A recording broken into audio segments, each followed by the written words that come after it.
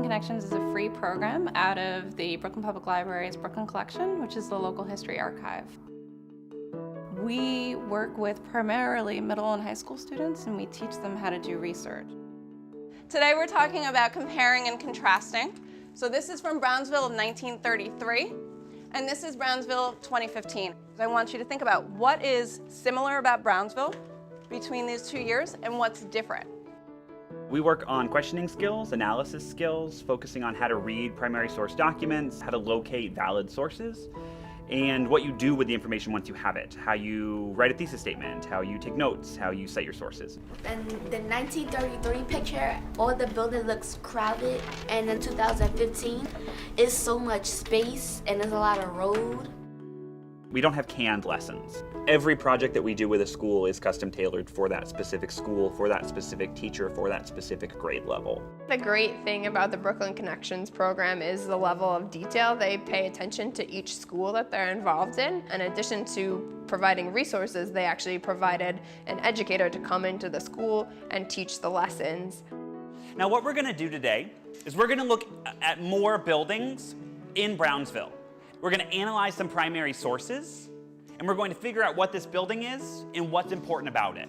One of the big shifts in Common Core standards is reading and analyzing informational texts, and that was what we were doing every week. We were looking at newspaper articles about Brownsville or newspaper articles about our school and making inferences about what this told us about the neighborhood and how it was changing.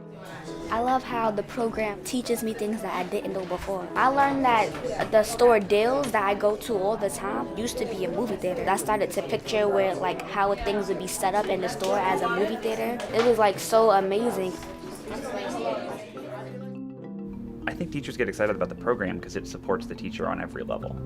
As a free program, we simply provide. We really don't ask much of the teachers. The moment that it becomes extra work, we're not doing our jobs right. With the Brooklyn Connections program, I really felt like it was a huge addition to our school without making teachers overwhelmed or more overwhelmed than they already feel.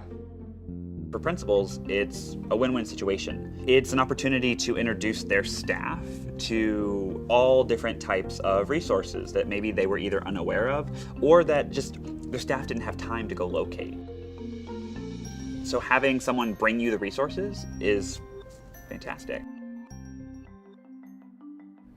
The partnership is twofold. We do go to schools. The students also have an opportunity to come to the library, which for one demystifies the library as this institution that they can't access.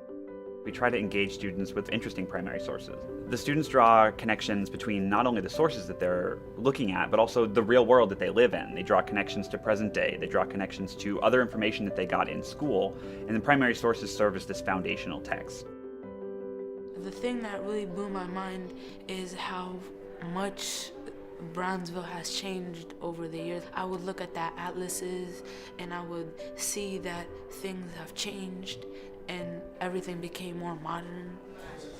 Years ago, I honestly thought Brownsville was like how it is now. But now, when I think about it, I really see how Brownsville is really a good place. One component of the program was putting together a presentation, and students who had never volunteered to stay after school were coming after school all the time to work on the presentation, and that's exactly what you want as an educator. You see students who are enthusiastic, who are participating in lessons, who wanted to learn more. Our final convocation is when students come back to the library. They have a chance to present their project, and they have a chance to see other students present their project. Where I live now is called Ebbets Field, so I decided to choose that as a project. Having this culminating experience is really important for the students because they recognize that they committed and they succeeded. This program teaches students how to analyze and how to think for themselves. It's critical thinking skills.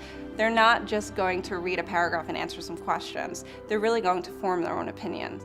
Most successful decisions come out of critical thinking, out of being able to weigh the pros and cons of a situation and being able to make the best judgment in that moment. That comes up all the time when you're doing any kind of research, which can be trying to get yourself unlost when you're out in the streets, or trying to pick what job is best for you or where you're going to college. By inspiring students to feel confident critically thinking, we're also inspiring them to take charge in a lot of other situations outside of school.